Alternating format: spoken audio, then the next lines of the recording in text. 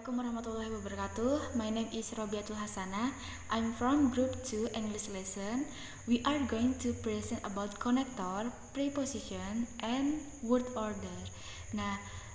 And I ask material renderer about the connector. Jadi di sini saya akan menjelaskan tentang konektor beserta contohnya. Nah, jadi apa sih itu konektor? Konektor itu adalah kata penghubung. Kata yang sering digunakan itu seperti and, so, but, or, however, dan sebagainya. Nah, di sini untuk konektor itu sendiri, di sini ada 3 jenis. Yang pertama itu jenis yang coordinate connector, di mana dia itu adalah kata hubung yang digunakan untuk menghubungkan dua konstruksi gramatikal yang sama. Nah, kata yang sering digunakan itu seperti and, but, dan so. Nah, contohnya seperti contoh kata so ya. Contohnya seperti she has lived in London for more than 5 years, so she can speak English well. Nah, artinya dia telah tinggal di London selama lebih dari 5 tahun. Oleh karena itu, dia dapat berbicara bahasa Inggris dengan baik. Itu contoh dari kata so. Nah, contoh selanjutnya. Contoh kata but itu seperti the man helped in sincerity, but many people talk negatively about him. Yang artinya, pria itu membantu dengan tulus, namun orang berpikir negatif. Nah, contoh yang ketiga itu contoh and. Seperti Rina and Winda went to school at the same time. Yang artinya Rina dan Winda itu pergi ke sekolah pada saat yang sama. Nah, kita lanjut ke jenis yang kedua. Di sini ada subordinate connector. Kata yang sering digunakan itu seperti time atau after, before, since, dan juga place, tempat, seperti where, wherever. Kontras, pertentangan itu seperti although, even though, while, whereas, seperti itu. Nah, contohnya seperti before, she went to Jakarta, she got her flowers watered. Yang artinya sebelum dia pergi ke Jakarta, dia meminta bunganya disiram. Seperti itu. Itu contoh dari kata before. Nah, contoh yang kedua itu where. Nobody knows where she lives now. Artinya tidak ada yang tahu di mana dia tinggal sekarang. Nah, contoh yang ketiga seperti I like doing exercise, whereas my brother likes sleeping. Artinya saya suka olahraga, sedangkan saudara laki-laki saya tidak suka tidur. Sedangkan saudara laki-laki saya suka tidur. Nah, itu yang jenis kedua.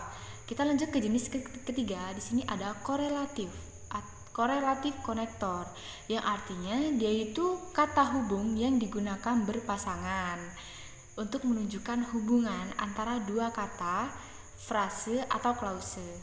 Nah, contohnya seperti kata yang paling sering digunakan di konektor ketiga ini itu seperti as, between, and either or atau neither nor, from to, hardly when, if then, not but, not only, but also, seperti itu. Contohnya nih, seperti Diana is as beautiful as her sister. Artinya Diana secantik saudara perempuannya, seperti itu. Lalu di sini ada contoh lagi, there are no difference between you and him. Artinya tidak ada perbedaan antara dirimu dan dirinya. Nah, contoh yang ketiga seperti the man is neither handsome not faithful. Artinya pria itu tidak tampan atau setia. Nah, contoh selanjutnya seperti Yuni is not his girlfriend but his cousin. Artinya Yuni bukan pacarnya melainkan sepupunya. Seperti itu. Itu contoh dari konektor. Baik, seperti itu. Semoga bermanfaat. Assalamualaikum warahmatullahi wabarakatuh. Assalamualaikum warahmatullahi wabarakatuh. Perkenalkan, nama saya Nur Aida. Di sini saya akan menjelaskan tentang proposition. Proposition adalah kata yang menunjukkan hubungan antara objeknya dengan bagian lain di dalam kalimat. Kata depan bahasa Inggris ini bersama objeknya menerangkan verb, yaitu kata kerja, noun, kata benda, dan adjektif kata sifat. Suatu proposition hanya dapat terdiri dari satu satu kata, yaitu one word proposition, yaitu gabungan dari part of speech lain atau yang disebut dengan complex proposition. Contoh one word proposition itu sendiri adalah seperti at, in, of, on, under, dan with. Dan contoh dari complex proposition sendiri adalah along with, because of, by means of, dan next to. Proposition ini berfungsi sebagai kata yang menunjukkan hubungan antara kata benda noun dengan kata benda pronoun di dalam suatu kalimat. Proposition ini dibagi menjadi 4. Yang pertama adalah proposition of time, proposition of place, proposition of movement, dan proposition dengan kombinasi speech lain. Baik, kita akan membahas satu-satu. Yang pertama adalah proposition of time, di mana proposition of time ini adalah proposition yang menunjukkan waktu, seperti after, at, before, by, from, for, ada in, of, on, over, past, ada since, ada to. Dan contoh kalimat yang pertama adalah I am looking for a place to stay for a few months, yang artinya adalah saya sedang mencari tempat untuk tinggal selama beberapa bulan.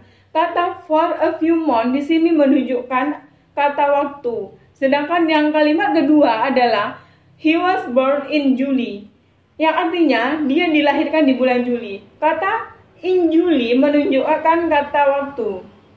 Sedangkan proposition yang kedua adalah proposition of place, di mana proposition of place ini menunjukkan tempat atau posisi, seperti above, along, among, ada around, at, ada beside, ada behind, between, ada by, in, ada outside, ada next to, ada on, ada over. Seperti contoh kalimat adalah there's a bowl of strawberry on the table, yang artinya adalah ada semangkuk strawberry di atas meja. On table ini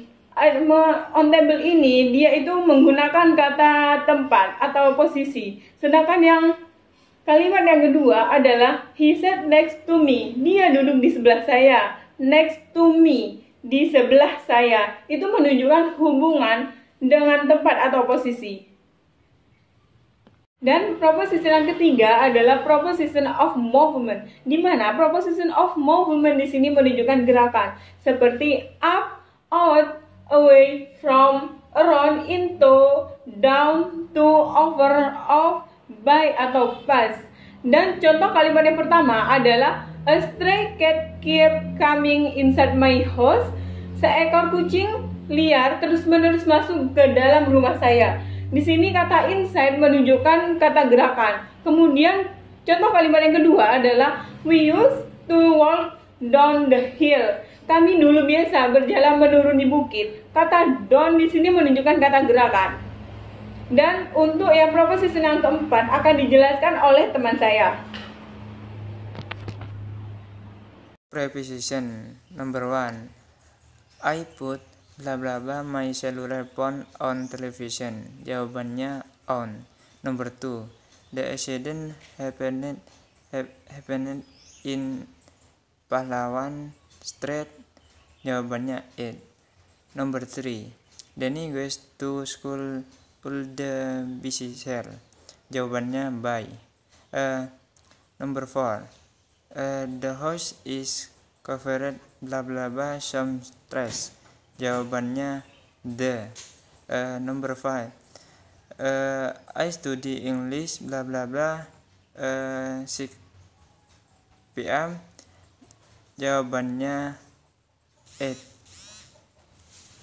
Selanjutnya yang keempat, kombinasi preposition dengan part of speech lain. Sebagai noun, adjective, dan verb memiliki pasangan preposition, noun, adjective, verb plus preposition plus object of preposition menunjukkan hubungan antara noun, adjective, verb dengan object of preposition. Berikut beberapa contoh kombinasi preposition dengan part of speech tersebut. Yang pertama, noun plus preposition. Ada informasi about, agar age, responsibility for, experience in, awareness, of congratulation on addiction to division with.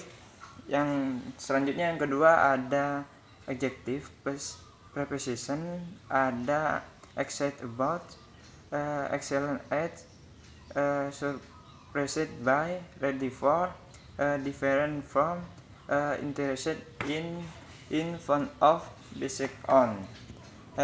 Yang ketiga verb plus preposition ada believe in, break into, care about, decide on, get over,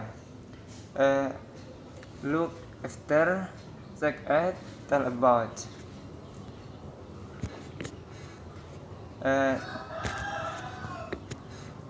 Yang keempat ada verb plus practice plus preposition, ada come up against, get up on with, look in on, dan run out of.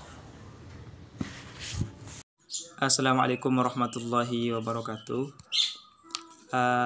Perkenalkan, nama saya Alfian Nusri. Saya perwakilan dari kelompok 2 bahasa Inggris.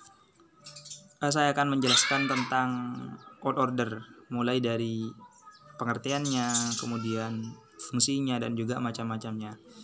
Pertama, pengertiannya. Word order itu adalah penyusunan kata dalam bentuk frase atau frase kata benda atau pada kalimat pertama begitu. Kemudian fungsinya apa? Word order ini yaitu untuk mencegah terjadinya kesalahpahaman yang disebabkan kesalahan dalam penulisan. Jadi dari ini perlu adanya pembelajaran tentang word order agar tidak terjadi kesalahan dalam penulisan begitu. Nah, pengertiannya sudah, kemudian fungsinya sudah, sekarang macam-macamnya. Word order itu macam-macamnya. Pertama pada kalimat. Nah, di sini pada kalimat itu dibagi dua, verbal dan nominal. Nah, yang verbal ini dibagi lagi menjadi dua, yaitu pertama kalimat intransitif dan yang kedua itu kalimat transitif. Nah, yang intransitif ini adalah kalimat yang tidak memiliki objek, jadi hanya terdiri dari subjek dan verb saja. Contohnya Uun sleep atau Amir sleep. Jadi Uun itu sebagai subjek dan sleep itu sebagai verb begitu. Jadi tidak membutuhkan objek, tidak memiliki objek begitu. Kemudian yang kedua kalimat transitif. Ini kalimatnya tersusun dari, ini ada beberapa rumus, ada 3. Yang pertama itu tersusun dari rumusnya ada subjek, ada verb, dan objek. Artinya secara definisi kalimat ini memiliki objek begitu. Nah, yang pertama itu subjek, verb, sama objek. Contohnya Uun love Amir begitu misalkan. Jadi Uunnya sebagai subjek, love-nya sebagai verb, dan objeknya adalah Amir begitu. Kemudian yang kedua di sini ada tambahan subjek, objek, sama indirect objek, dan yang ketiga itu direct objek gitu. Jadi ada kata tambahan gitu, misalkan gini contohnya, Amir atau lainnya lah, Hasim send Uun a letter. Jadi Uun di sini bukan objek tapi indirect objek, dan objeknya adalah letter begitu. Kemudian yang ketiga, antara objek dan direct objek itu harus diberikan kalimat preposition kayak to dan for gitu. Contohnya Hashim send a letter to Uun atau for Uur. Jadi ada di antara indirect objek sama objeknya itu ada kalimat atau ada kata preposition gitu. Ada kata tambahan penghubung gitu. Kemudian yang terakhir itu barusan kan verbal, sekarang yang nominal. Yang nominal itu adalah atau kalimat yang verbnya tidak memiliki pekerjaan atau tidak melakukan sesuatu. Contohnya rumusnya ada subject to be sama complement. Complement di sini isinya ada adjective, noun sama adverb. Contohnya my name is Alfian gitu. Jadi verbnya itu tidak membutuhkan untuk melakukan sesuatu begitu. Sudah dari saya. Untuk selanjutnya, untuk yang kedua itu kata benda yang akan dijelaskan oleh saudara Yakin. Sekian dari saya. Assalamualaikum warahmatullahi wabarakatuh. Assalamualaikum warahmatullahi wabarakatuh. Perkenalkan, nama saya Eragul Yakin. Di sini saya akan melanjutkan penjelasan tentang word order. Word order pada frase kata benda atau non frase, rumus yang digunakan untuk mempermudah penyusunan frase kata benda agar sesuai dengan ide yang diinginkan adalah dengan rumus D, O, E, C, H. Yang pertama yaitu D, determiner, yaitu kata atau kelompok yang ditempatkan di depan noun untuk membatasi makna noun tersebut, yaitu seperti a, and, the, my, your, his, this, some, that. Selanjutnya yaitu O, ordinatif, yaitu ordinatif itu seperti angka atau numeral 1, 2, first, second, single, double, dan seterusnya.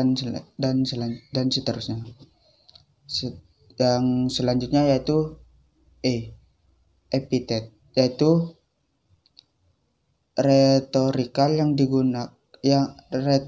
device yang digunakan untuk mendeskripsikan suatu tempat, suatu hal, atau seseorang dengan cara memberi julukan atau memaknai hal yang dideskripsikan.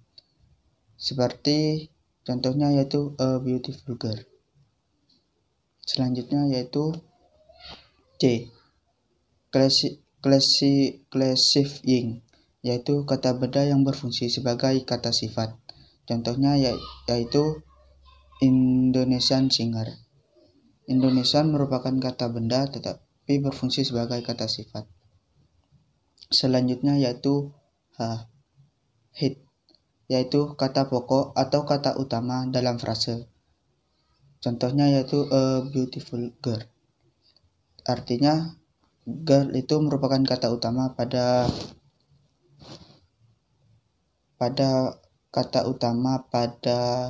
frase tersebut. Perumusan dot pada frase kata benda ini tidak boleh dibolak-balik. Contohnya the stranger young Indonesian man.